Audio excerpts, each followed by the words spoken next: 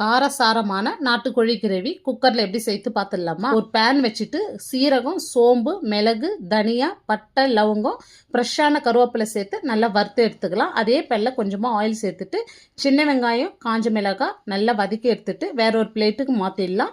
இப்போ ஒரு குக்கர் வச்சுட்டு தேவையான அளவு ஆயில் சேர்த்துட்டு சின்ன வெங்காயம், பெரிய வெங்காயம், கருவேப்பிலை சேர்த்து நல்லா வதங்கணும். 2 ஸ்பூன் இஞ்சி பூண்டு விழுது சேர்த்து பச்சை வாசனை போகிற வரைக்கும் வதக்கி விட்டுடலாம். ஸ்மால் சைஸ் 2 தக்காளி, பொடியாக நறுக்குன கொத்தமல்லி, வாஷ் பண்ணி வச்ச நாட்டுக்கோழி இதோட சேர்த்துடலாம். 1/4 ஸ்பூன் மஞ்சள் தூள், தேவையான அளவு உப்பு, 2 ஸ்பூன் சில்லி பவுடர் சேர்த்து நல்லா மிக்ஸ் பண்ணி விட்டுக்கலாம். இப்போ நம்ம ஃப்ரெஷ்ஷாக வறுத்த மசாலா அரைச்சாச்சு. அது கூடவே வதக்கி வச்ச சின்ன வெங்காயம், ஒரு கை நிறைய கொத்தமல்லி சேர்த்து பேஸ்ட்டாக அரைச்சாச்சு.